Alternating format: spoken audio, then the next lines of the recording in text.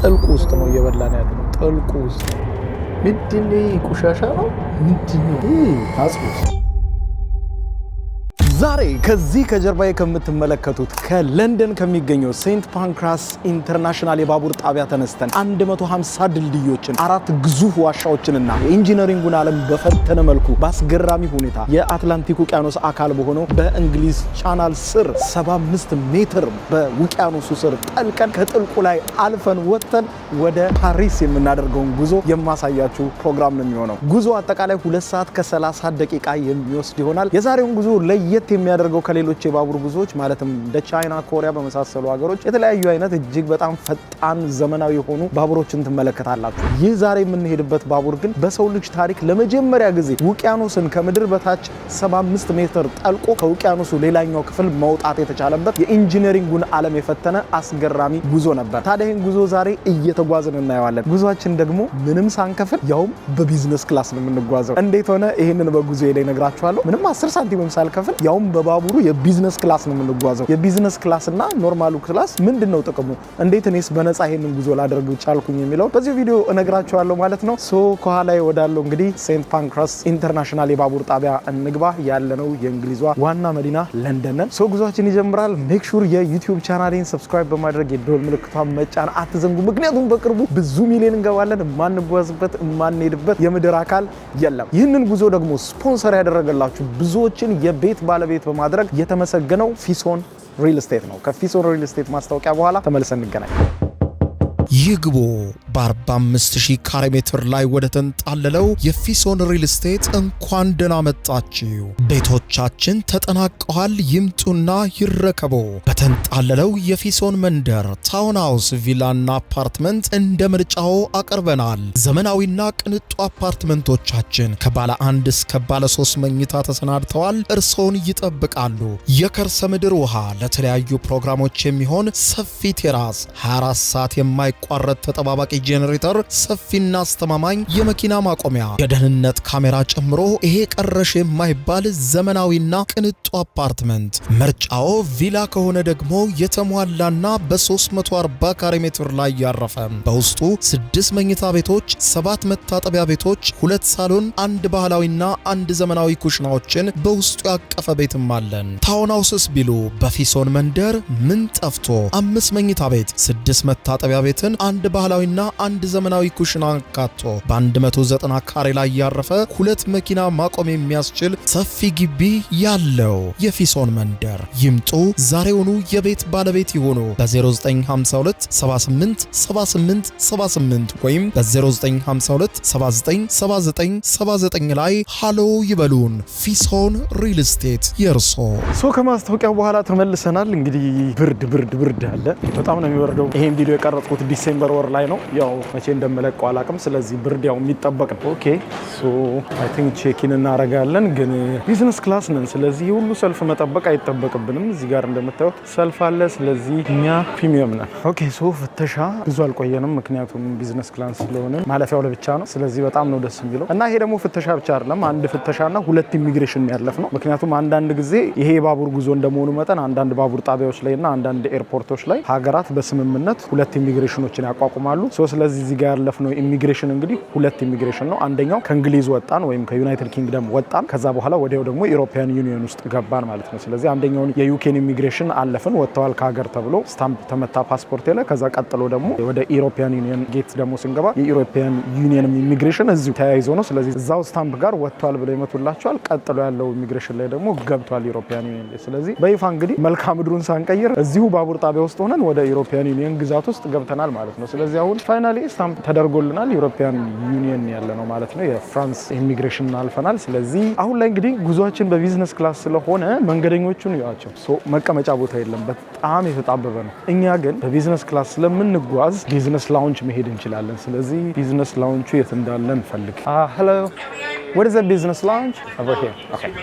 Thank you. So ይሄውና ቢዝነስ ላውንቹ። ስለዚህ ቢዝነስ ላውንች ነው። እንግዲህ ዛሬ ሀብታም ነን። ስለዚህ እንደ ሀብታም ቁጭ ብለን ነው የምንጠብቀው። ግን ምግብም አላቸው። ምግቡን መብላት እንፈልጋለን። ሊፍት የለውም እንዲህ ወደ ላይ መውጣት ብለው ደረጃው ርዝመቱ እዚህ ጋር እንቀመጥ። በጣም ነው ያምሩ። አቮካዶ ጁስ ይዘናል። እንግዲህ ኤቭሪቲንግ ፎር ፍሪ ነው።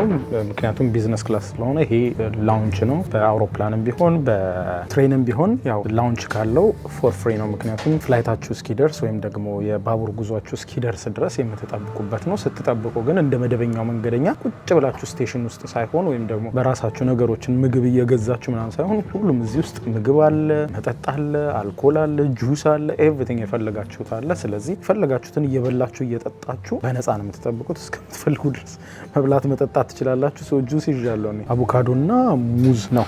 ዛሬ ኮፊ ታይማችን ራሱ ባቡር ላይ ነው የሚሆነው ማለት ነው። በነገራችን ላይ ባቡሩ ኢሮስታር ነው። አውሮፓ ውስጥ ብዙ ቦታ ላይ የሚጓዝ ባቡር ነው። ያው አውሮፓውያንን እርስ በርስ የሚያገናኝ ማለት ነው። ስለዚህ በሱ ባቡር ነው የምንጓዘው። እንግዲህ ቢዝነስ ክላሱን ሪቪው እናደርገዋለን። እንደ ሀብታሙ አክት እናርግጃ። ቆይ እንደ ሀብታሙ አክት እናርግ። ሀብታሞቹ ከፊት ለፊቴ ጋዜጣ እያነበቡ፣ ስለዚህ ቆይ ጋዜጣ ላምጣ።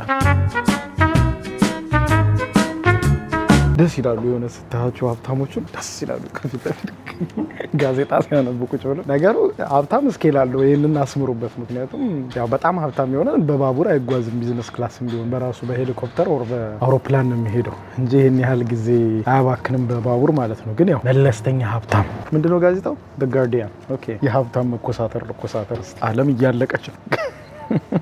አንዱ ማንበብ አይችልም እና ጋዜጣ ይዞ የሪፖርተር ጋዜጣን ይዞ ከዛ ሪፖርተር ጋዜጣ ላይ ምን አለ የመኪና ማስታወቂያ ያለ እና ጋዜጣውን ዘቅዝቆ ነው የያዘው እና ሁሉም መኪኖች ተዘቅዝቀው ነው የሚታዩት እና እያነበበ እንደሆነ አክት ለማድረግ ፈልጉ ማለት ነው። እንደዚህ ከባድ የመኪና መገልበጥ እንዳለው ከባድ የመኪና አደጋ መኪኖች ተገልብጠው ስለሚታዩት ማለት ነው። እስቲ ትንሽ 1-2 ደቂቃ እንደ ሀብታም አክት እናድርግ። ቻለም አልቆላታል። የራሱ ጉዳይ። ጉዞዬን እየጠበቅኩ ነው። ረጅም ነው። ዞርኩኝ፣ ወደዛ ሄድኩ፣ ወደዚህ መጣው፣ በላው፣ ጠጣው። የባቡር ቁጥሬ ስንት ነው? ስንተኛው ባቡር ስንተኛው? 918 ኦኬ። ስለዚህ እስቲ ምን ሰዓት ላይ እንደሚመጣ ትሬኑ እንየው። ይሄ ነው የሚሄድበት 918። ስለዚህ ትንሽ ይቀረናል። አሁን 9:25 ነው የምንሄደው። ስለዚህ ኦልሞስት 1 ሰዓት ስቲል 1 ሰዓት ይቀረናል። ስለዚህ እስቲ ደግሞ ለምን እዚህ ጋር አንቀመጥም? ያምራል። እንደው ኮፊ ምንም እዚህ ጋር አለን። ወደፊት ማለት ነው ያው ቢሊየነር ስንሆን ወደፊት እንደዚህ ስንሄድ ረባክም እንዲህ ያለ እንደምንሄደው። መች ነው ቢሊየነር የምንሆነው? ወይዶን እሱን አናውቅም። እርግጠኛ የምንሆነው ግን ቢሊየነር እንደምንሆን ብቻ። ስለዚህ ፈታ ብለን የምንጓዘው። በነገራችን ላይ ይሄ እንግዲህ የቢዝነስ ክላስ ጉዞ ስንጓዝ በትሬን የመጀመሪያችን ነው። ስለዚህ ከዚህ በኋላ በሚኖሩን ጉዞዎች እንግዲህ በትሬን ያው ኢኮኖሚ ክላስ፣ ቢዝነስ ክላስ እያንዳንዱን እናያለን። አውሮፕላን ላይ እናያለን፣ ባቡሮች ላይ እናያለን። ስለዚህ የተለያዩ አይነት የጉዞ መንገዶችን ነው እንሞክራለን ማለት ነው። ኖት ኦንሊ ባቡር፣ አውሮፕላንም የተለያዩ ደረጃዎች ያላቸው ሻወር ጭምር ያላቸው አሉ እና አቅማችን በፈቀደ መልኩ ደግሞ ስፖንሰርም እያፈላለግን እንሞክረዋለን ማለት ነው። ስለዚህ ወደፊት እንግዲህ ቢሊየነር ስንሆን እንዴት ነው የምናደርገው የሚለውን እናያለን ማለት ነው። ቢሊየነር ስንሆን እንዴት ነው የምንቀመጠው? እንደዚህ ነው የምንቀመጠው። ሌላው የኔ ማንነት ደግሞ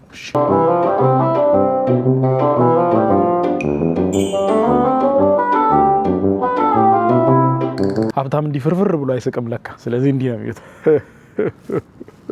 እንደዚህ ነው ሲቀመጡ ደግሞ ቀልደኛ ነው በጣም። ኧረ በስመ አብ ሰዓቱ አልደርሳለ። ኦኬ አሁን 10 ደቂቃ ቀረን ወደ ባቡሩ ልንገባ። በነገራችን ላይ ይሄ የምንሄድበት ባቡር ማለት ነው ቅድም እንደነገርኳችሁ በኢንጂነሪንግ ዓለም በጣም ግራ አጋቢ ነበረ። መጀመሪያ ሊሰራ የታሰበው በ1890 አካባቢ ነበር። በ1890 ላይ የነበረው የቀድሞ የፈረንሳይና የዩኬ ንጉሶች ተስማምተው ነበረ። ምንድነው የተስማሙት? ዋሻ ለመገንባት በውቅያኖሱ ስር ዋሻ። እንደምታውቁት እንግዲህ ማፑ ላይ እንደምታዩት ዩኬ ገንጠል ብላ ነው ያለችው ከአውሮፓ አህጉር ላይ ማለት ነው። በመሀል ላይ የእንግሊዝ ቻናል አለ፣ ውሃ የሚገባ የአትላንቲክ ውቅያኖስ ጋር የሚገናኘው የአትላንቲክ ቻናል ማለት ነው። እሱ ስላለ እንዴት በመሬት እንዴት ነው የምንገናኘው፣ ፈረሰኞቻችን እንዴት ነው የሚገናኙት የሚለውን ያስቡ ነበር በ18ኛው መቶ ክፍለ ዘመን ማለት ነው። ከዛ በኋላ በ18ኛው መቶ ክፍለ ዘመን የነበረው የፈረንሳይና የዩኬ ነገስታት ተነጋገሩና ለምን ዋሻ አንቆፍርም? እንግዲህ ልብ በሉ ሀሳቡ የመጣው ገና በ18ኛው መቶ ክፍለ ዘመን ነው። የተሳካው ግን በ1996 ዓመተ ምህረት ነው አሁን ማለት ነው።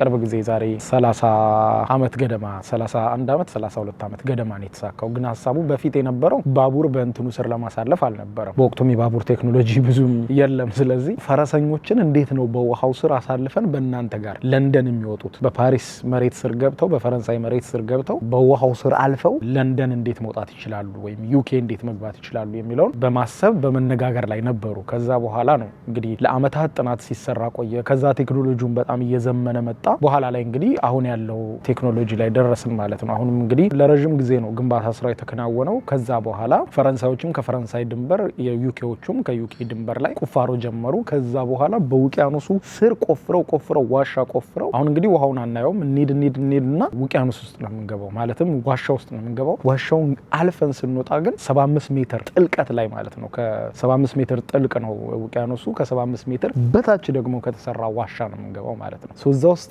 ዋሻ ውስጥ ገብተን በዛኛው በኩል በፈረንሳይ በኩል ውሃውን አልፈነው እንወጣለን ማለት ነው። ይሄ እንግዲህ በወቅቱ ሲሰራ በጣም ዓለምን ያስደነቀ ነበረ። ታሪካዊው መጨባበጥ የሚባለውም አለ። የፈረንሳይ ቆፋሪዎችና የዩኬ ቆፋሪዎች ልክ መሀል ላይ ሲገናኙ ተጨባብጠው ያ ታሪካዊ መጨባበጥ በጋዜጦች በምናምን መነጋገሪያ ነበርና የዛሬው ጉዞ ዝም ብሎ ተራ ባቡር ጉዞ ብቻ አይደለም። የዓለምን የባቡር ጉዞ ታሪክም የቀየረና ባቡርን ተራራ ምናምን ብቻ ሳይሆን ውቅያኖስ እንኳን እንደማይገድበው በግልጽ ያሳየ ሆኗል ማለት ነው። ዛሬ እንግዲህ በርቀት እየተለካ ለንደንና ኒውዮርክን ለማገናኘት ጭምር ከፍተኛ ጥናት እየተደረገ ነው። ያው ለንደንና ኒውዮርክ እንግዲህ በጣም ብዙ ርቀት ነው ያላቸው በአትላንቲክ ውቅያኖስ ላይ። ስለዚህ እሱን ሁሉ መሄድ እንችላለን የሚል ሰፊ ጥናት ላይ ነው ያሉት። እንግዲህ ይሳካል አይሳካም ወደፊት የምናየው ይሆናል። የሰው ልጅ ግን በየጊዜው እየዘመነ መጥቶ ማያደርጋቸው ማይፈጥራቸው ነገሮች የሉም። እንደኔ ደግሞ ሳይንስ ለሚመስጣችሁ ሰዎች በጣም ይሄ ባቡር ጉዞ የተለየ ነው። ከዛ በኋላ ብዙ የባቡር ጉዞዎች በተመሳሳይ ተሰርተዋል። በውሃው ስር እያለፉ ኖቶሌ ባቡር የመኪና ድልድዮች ተገንብተዋል። ብዙ ስራዎች ተሰርተዋል ከዛ በኋላ ማለት ነው።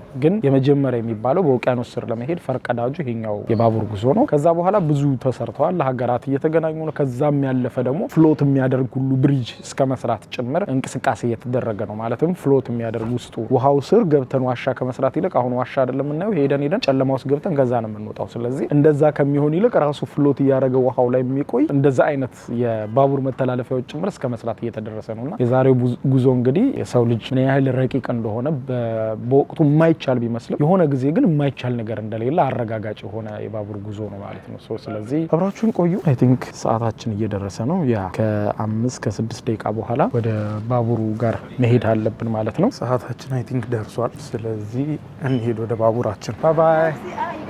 ያ ቴንክ ዩ የት ኦኬ።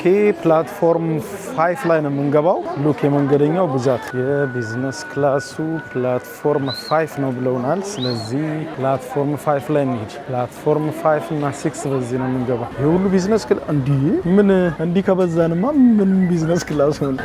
ኧረ ባቡር ጣቢያ ወደ ባቡራችን እዚህ ጋር ነው። ፕላትፎርም 5 ሶኛ እዚህ 5 ላይ ነን ማለት ነው። መቀመጫችን 918 የትኛው ፉርጎ ነው የሚባለው? የትኛው ፉርጎ ላይ ነው የተሰየምነው?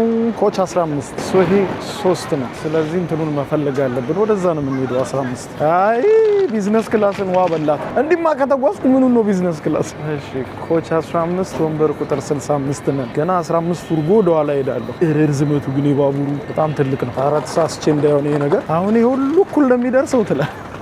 ይሄ ኮች 8 ነው። 15 ነው ሄደው ኮች 11 11ኛው ፉርጎ 15ኛው ፉርጎ ላይ እንዲያሳልፉንማ እዚህም አይደለንም። ስለዚህ እንዞራለን። ይሄ በሙሉ ባቡር ውስጥ የሚጫን ምግብ እኮ እየበላን እየጠጣን የምንሄደው። በርከት አድርጋችሁ ጫኑማ። ብዙ ነው የምበላው።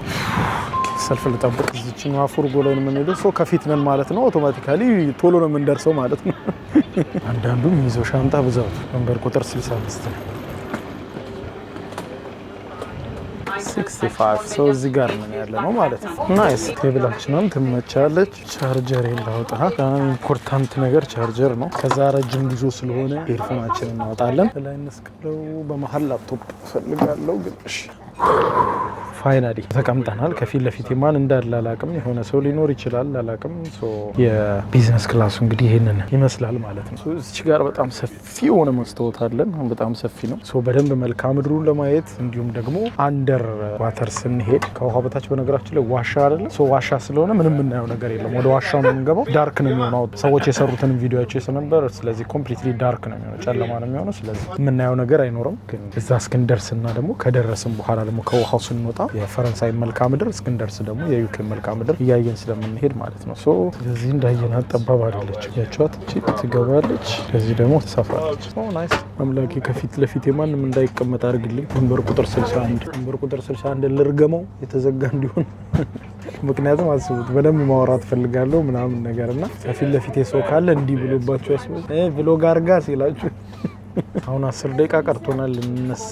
ገና ሰው እየገባ ነው። A few minutes later ፋይናሊ ጉዟችን ተጀምሯል። እንደምታዩት እንግዲህ ወጥተናል። ሶ ወደ ኋላ ነው የሚሆነው ማለት ነው ጉዟችን። ስለዚህ ከፊት ለፊቴ ግን እንደ ጸሎቴ ሰምሮ ማንም የለም። ስለዚህ ብቻዬን ነው ኢንጆይ የማደርገው። ወደ ኋላ ከምንሄድ ይልቅ ወደፊት ብንሄድ ይሻላል። ስለዚህ መቀመጫ እንቀይራ። ከፊት መሆን በጣም ይሻላል፣ ምክንያቱም ወደፊት እናየዋለን እንደ መኪና ማለት ነው። ወንበራችንን እናስፋው። ሶ እንግዲህ 2 ሰዓት ከ15 ብቻ ነው የሚፈጀው። ሶ በሰዓት 300 ኪሎ ሜትር ነው የሚጓዘው። እንግዲህ 300 ኪሎ ሜትር ለባቡር ብዙ አይደለም። ምክንያቱም ብዙ አይደለም ብላችሁ አሁን ከደረስንበት ነገር አንጻር ማለት ነው። እንደምታውቁት እንግዲህ ከዚህ በፊት ጃፓን፣ ኮሪያ ምናምን በባቡር ሄደናል። በተለይ ጃፓኑ የቻይናውም እንደዚሁ በጣም ነው የሚዘገዘቡት። በሰዓት 1000 ኪሎ ሜትር ጭምር የሚወነጨፉ ባቡሮች አሉ። ስለዚህ 1000 ኪሎ ሜትር በሰዓት የሚሄድ ባቡር ባለበት ዓለም ላይ 300 ኪሎ ሜትር ብዙ አይደለም። ቅድም እንደነገርኳችሁ የመጀመሪያው ይሄ ብዙ አስገራሚ አይደለም። የመጀመሪያው የሚያስገርመው በውቅያኖስ ስር መሄድና ቀድሞ የነበረውን አስተሳሰብ መስበሩና ቀድሞ የነበረውን እሳቤና የሰው ልጅን ችሎታ በአንድ ደረጃ ማራመዱ ነው እንጂ በባቡር ቴክኖሎጂ 300 ኪሎ ሜትር ማለት ምንም ማለት ነው። ስለዚህ እንግዲህ ጉዟችን ጀምሯል ማለት ነው። አብራችሁን ቆዩ። ይመቻችሁ።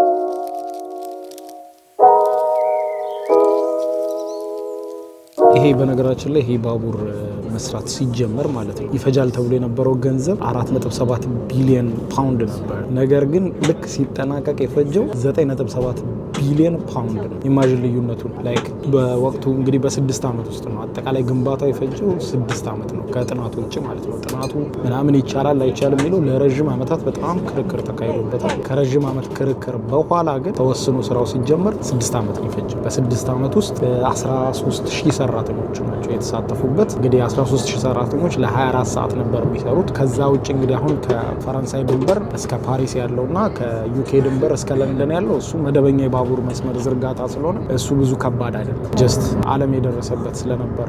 ሌላኛው ከባዱ ዋሻውን ከውቅያኖሱ ስር መገንባት ነበር። እሱ ነበረ ከፍተኛውን ድርሻ የያዘው። እንግዲህ ለ6 ዓመታት ማያቋርጥ 24 ሰዓት ነበረ ዋሻው ሲፈለፈልና ውስጡ ሲገነባ የነበረው ማለት ነው። አሁን እየተጓዝን ነው። ገና ዋሻው ጋር አልደረስንም። ነገር ግን ውሃ ውስጥም ስንገባ ተመሳሳይ ቪው ነው። እንደምታዩት ምንም አይነት ቪው የለውም። አሁን እንደምታዩት ጨለማ ነው፣ ምክንያቱም በዋሻ ውስጥ ነው እየሄድን ያለ ነው። ከዋሻ ዋሻ እየዘለለን 4 ረጃጅም ዋሻዎችን አልፈን ከዛ በኋላ ወደ ውቅያኖሱ እንገባለን። ውቅያኖስ ውስጥ ስንገባ ግን ውቅያኖስ ውስጥ እንደገባን ራሱ አናውቅም። በውቅያኖስ ውስጥ ዋሻ ስለሆነ ከመድረሳችን በፊት ዋሻ ውስጥ ገብተን ከፈረንሳይ ድንበር ጋር አልፈን ነው የምንወጣው ውቅያኖስ። ስለዚህ 50 ኪሎ ሜትር ነው አንደር ዋተር የምንሄደው። ልብ በሉ 50 ኪሎ ሜትር 75 ሜትር ጥልቀት ባለው ውሃ በታች ነው የምንሄደው። ስለዚህ ይሄ ነው በጣም አስደናቂ የሚያደርገው ጉዞ ማለት ነው። ስለዚህ እንግዲህ ቢዝነስ ክላሱ በጣም ምቹ ነው። እኔ እንጃ እኔ ተመችቶኛል። መውረድ ራሱ አልፈልግም።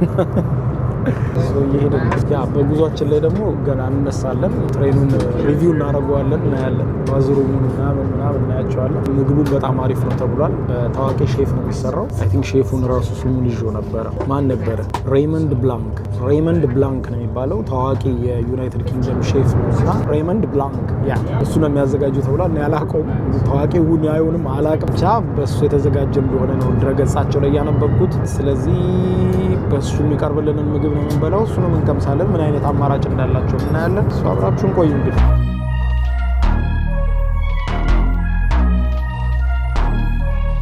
ምንድነው ረፍታ ሪፍሬሽንግ ታውን እጃችንን እንጠርጋለን። አይ ቲንክ ልንበላ ዋይፋይ አለ ብለው እየተመታ ሸዋሸዋ አይነወይስ ልንበላ ገጠር አካባቢ ነው እንወቃና እንትኖቹ ሲያምሩ በጎቹ ካሜራዬን ሳዞር ጠፋ። ልክ እንደ ህፃን ልጅ ይሆናል አይደለ? ህፃናት ወይ እንደዚህ እኮ ተናገረ የኔ ልጅ ምናምን እና በልላቸው ሲባል የለም ወፋይል እንደዛ ነው። በጎቹ ምናምን የሚያምር ላንድስኬፕ ነበረው። ልክ ካሜራዬን ሳንበራ ጠፋ። መጥፋት ብቻ ዋሻ ውስጥ ገባን። በቃ ጨለማው። አሁን እንደምታዩት አንደር ዋተር ገባን ማለት ነው። አሁን ከውሃ በታችን ያለ ነው። ሰው እንግዲህ የጉዞው ዋናው አስደናቂው ነገር ይሄ ነው አሁን የገባንበት ማለት ነው። 50 ኪሎ ሜትር አሁን ከበላያችን ላይ ያለው የእንግሊዝ ቻናል የውሃ ክፍል ነው ማለት ነው። ወይም የአትላንቲክ ውቅያኖስ አካል የሆነ የእንግሊዝ ቻናል ከበላያችን ሆኖ እኛ ከስሩ እየተጓዝን ነው። ግን ምክንያቱም ጨለማ ነው፣ ቅድም እንደነገርኳቸው ምንም ነገር ፊል አታደርጉትም። ጀስ እየተጓዝን ነው። በቃ አብራችሁን ቆዩ።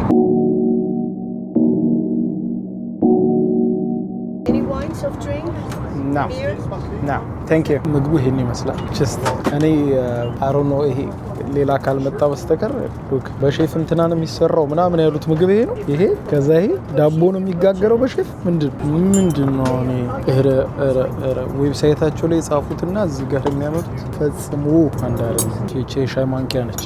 ኦኬ ለማንኛውም እንባርከው በስመ አብ እስቲ እንቅመሳት እቺ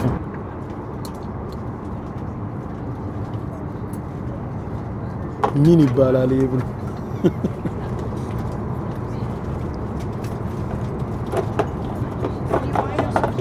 ዳቦ በማር ዳቦን እንቁረጠውና ውስጡ ከተን ደግሞ እኮ ዌብሳይታቸው ላይ በታዋቂው ሼፍ በከሌ የተሰራ ነው። ታዋቂውን አይሁን ራሱ እኮ አላውቅም እንደማልነገርኳችሁ ወይ ዳቦን የጋገረው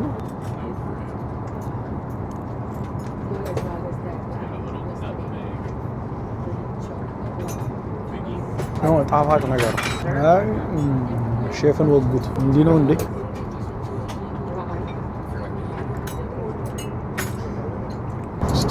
ይህን ቅቤውን የተባቱ ማሩን ከቅቤው ጋር አደባልቄ ዳቦ እስከተትኩት ምን ይለኛል?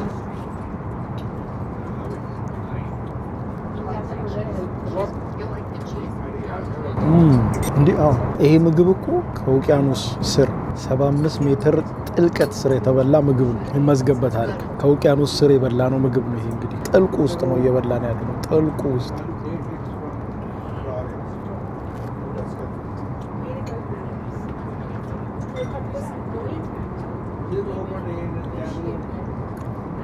አይጣፍጥም፣ አይመርም። ዳቦ በማር ማሩ ግን የተወጋ ማር እንደሆነ ያስታውቃል።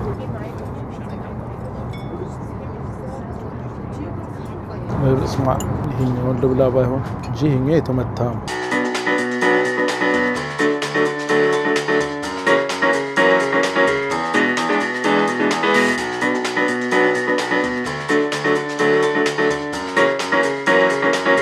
ፋይናሊ ውሃውን አልፈን አሁን ፈረንሳይ መሬት ላይ ደረስን።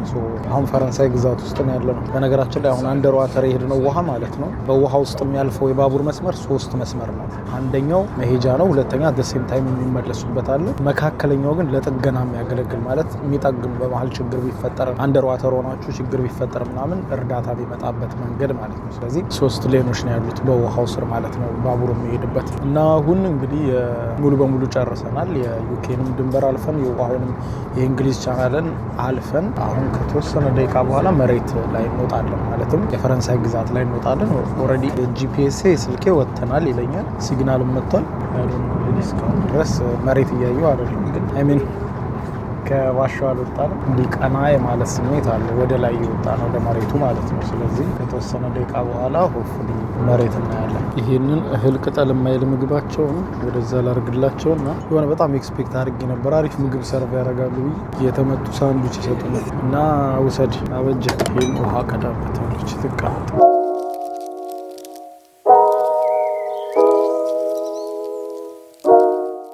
ወጣን ማለት ነው። ከውሃው ገብተን ወጣን። እንደምታዩት ፋይናሊ እንግዲህ አሁን የፈረንሳይ መሬት ላይ ነን። ወደ ፓሪስ የምናደርገው ጉዞ ደግሞ 1 ሰዓት ከ10 ደቂቃ ይወስዳል ከዚህ በኋላ ማለት ነው። ስለዚህ አብራችሁን ቆዩ። ይግቡ በ45000 ካሬ ሜትር ላይ ወደ ተንጣለለው የፊሶን ሪል ስቴት እንኳን ደህና መጣችሁ። ቤቶቻችን ተጠናቀዋል። ይምጡና ይረከቡ። በተንጣለለው የፊሶን መንደር ታውን ሃውስ፣ ቪላና አፓርትመንት እንደ ምርጫው አቅርበናል። ዘመናዊና ቅንጡ አፓርትመንቶቻችን ከባለ 1 እስከ ባለ 3 መኝታ ተሰናድተዋል። እርሶን ይጠብቃሉ።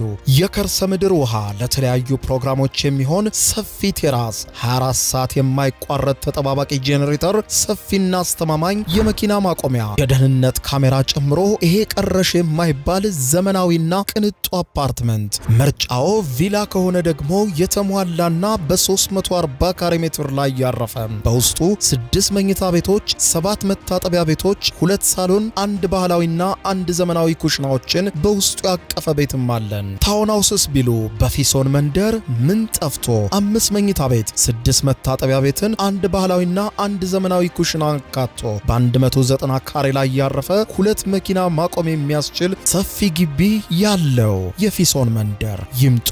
ዛሬውኑ የቤት ባለቤት ይሆኑ። በ0952 78 78 78 ወይም በ0952 79 79 79 ላይ ሃሎ ይበሉን። ፊሶን ሪል ስቴት የርሶ። Hello. Hi. So for the main course we've got chili chicken with beetroot. Sorry, that's the vegetarian. That's the chicken. Yeah, I prefer this one. Okay, just need a space on your tray, please. Okay. Okay, it's hot, so please be very careful. Okay. Enjoy it. Thank you, I appreciate that. So ቅድም ስታርተራችንን ነው እሱ እንግዲህ ይኸውና መጣ So we've got ምግቡ rice. We've got the broccoli with bulgur, pomegranate, pine nuts. Or we have the chicken with beetroot, butternut squash and monterey. Chicken.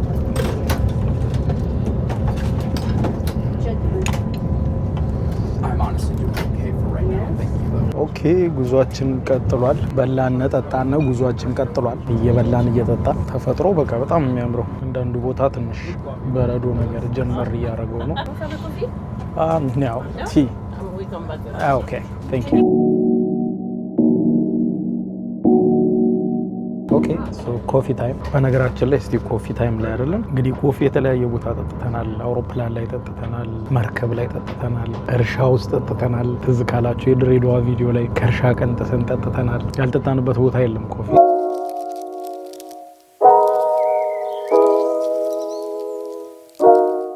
እስቲ ደግሞ ሬስቶራንት ነው የኪችናቸው ነው። ኦኬ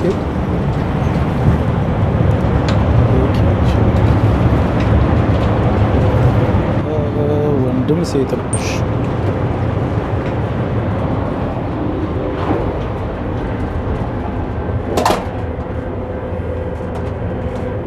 ኦኬ ትልቅ ማስተዋወቅ አለ። ማስተዋወቅ አሪፍ ነች። አይ ሰፊ ነው። በአውሮፕላን እንደውም ጠባብ አይደለም፣ በጣም ሰፊ ነው። እየተወዛወዝን እንዴት ነው የሚሸናው ጎበዝ። አይ በጣም ጸዴ ደስ ይላል። ምንድን ቆሻሻ ነው ምንድን ነው አጽሩት። ኤድዌይስ ይሄንን ይመስላል። ካፍተን እዚህ ችግር የሆነች ነው። ወደ ውጭ ማየት እንችላለን። እዚህኛው ወደ ሌላኛው ፉልጎ የምንገባበት ደስ ይላል። ለማንኛውም ጉዟችን ቀጥሏል።